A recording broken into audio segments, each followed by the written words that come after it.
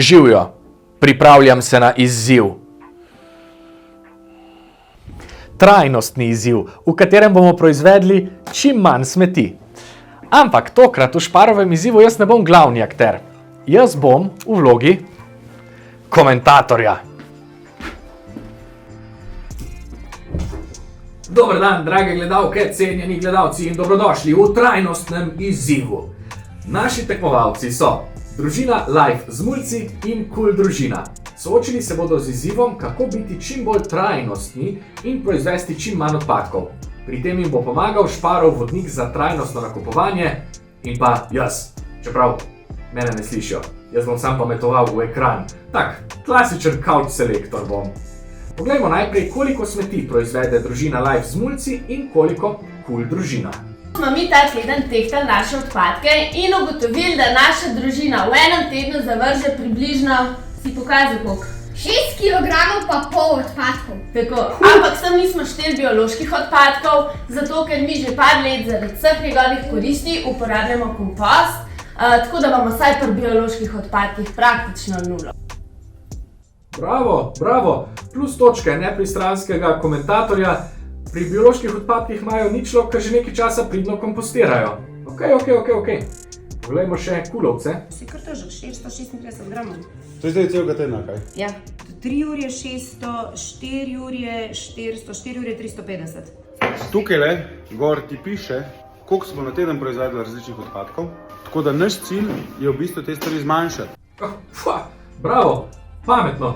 Še ene bonus točke, zato ker steklene kozarce, tako kot jaz, radi uporabijo ponovno. Kar nekaj odpadkov se lahko čez teden nabere, kaj ne? Kako pa se bosta družini lotili novih trajnostnih navad za zmanjšanje količine odpadkov? Ko mi čakam, da vidim. Zato smo si zadali, da bomo v naslednjem tednu v trgovino hodili s tole trajnostno vrečko, potem za sadje in zelenjavo bomo uporabljali izključno mrežaste vrečke, ki jih potem lahko vedno znova uporabimo, pa potem izdelke, pakirane izdelke, ki jih ponavadi kupimo v neki embalaži, kot na primer sir ali pa meso, bomo vzeli raj na delikatesi, pa kar se bo dal, nam bodo dali kar v našo embalažo za večkratno uporabo in pa končno bomo začeli uporabljati tudi avtomat za povratno embalažo oziroma na splošno skrbeli, da bomo pravilno ločevali odpadke, da se jih da potem še reciklirati. Šparov vodnik za trajnostno nakupovanje. To je nekaj novega. Poleg nasvetov in predlogov je v tem vodniku tudi kviz. In to je moja šibka točka. Moram ga rešiti. Če mika tudi tebe, si ga prenes in ugotovi, kakšen trajnostni mojster ali pa mojstrica si. Ampak, dovolj o nas, poglejmo, katerih izzivov so se lotile naše družine. Mogoče še jaz dobim kakšno idejo, da zmanjšam svojo količino odpadkov. Mi bomo to, da bomo bio odpadke kompostirali, pol bomo recimo mila, lahko kupujemo manjše embalaže pa te trde kose lahko. Bomo imeli pa v bistvu posodice, tupperwareke, bomo s sabo vzeli v trgovino, jaz to nisem bila se roka bila, pač res, in bomo dali direkt gospe oziroma gospodu, ki nam bo rezala salamo, da bo direkt v posodico nam vzela. Slamo, meso, ribe in vse te Ja, stvari. vse dejansko lahko, da želim to posodo. To nisem bila. To zveni zelo obetavno.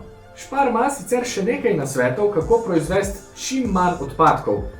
Pomembno je, da preverimo roke uporabe izdelkov v hladilniku, šele na to pa pripravimo nakupovalni seznam. Izdelke pa v hladilnik zložimo tako, da so živila s krajšim rokom uporabe v ospredju.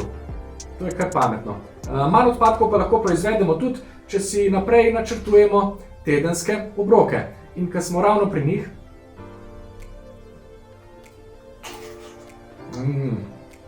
čas je za mojo malico, ta čas, ko se lotim le te, pa moram priznati, da me zelo zanima, kako bodo družine upravljale Šparov trajnostni izziv in koliko jim bo dejansko uspelo zmanjšati količino proizvedenih odpadkov.